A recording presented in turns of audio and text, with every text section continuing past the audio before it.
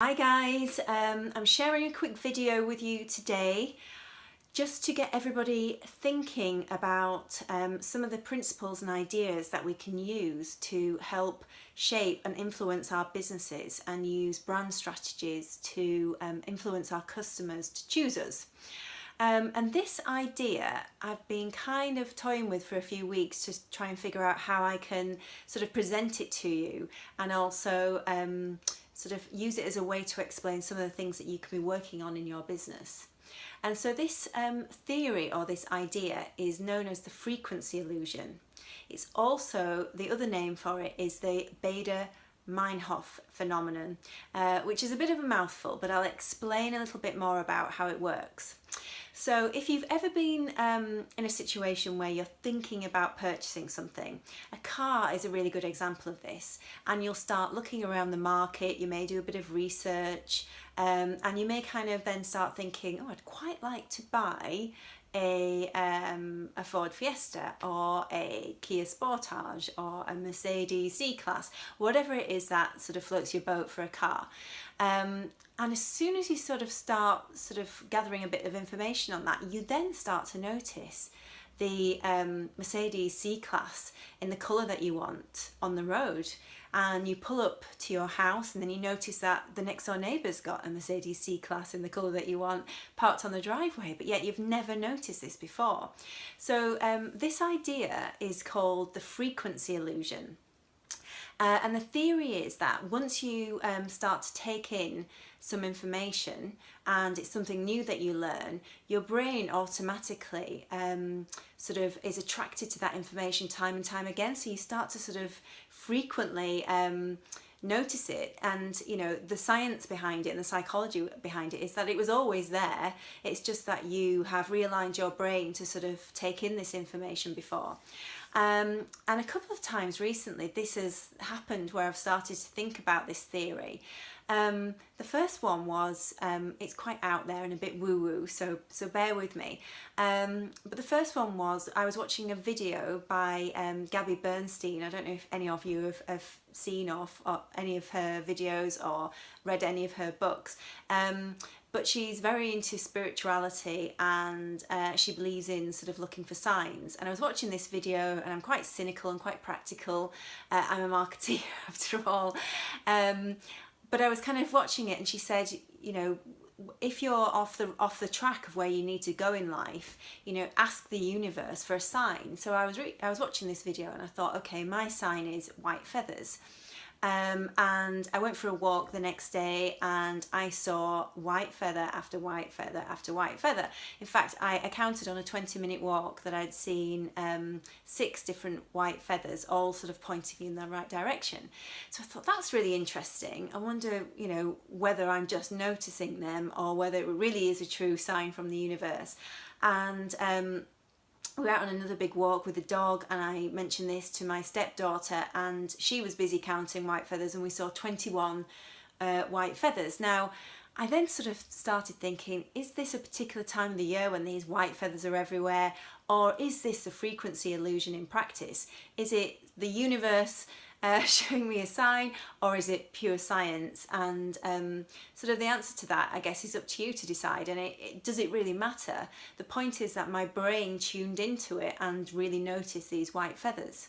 And the second one then happened this weekend, and we were looking at a very well-known online sort of discounting holiday and hotel website. And this particular hotel that we were looking at had a suite called the Ada Lovelace Suite. And so we had a really brief conversation that was, oh, it's called the Ada Lovelace Suite. Who's she? And I said, I'm not sure who she is, I've never heard of her. And the very next day, I was reading a magazine and there was a full article about Ada Lovelace and the fact that she's Lord Byron's daughter. She is a well-known mathematician. She had a very interesting, colourful background. I think she was an opium addict. So I tuned into this article and thought, how weird, I've never heard of this person before. So it's exactly the same theory.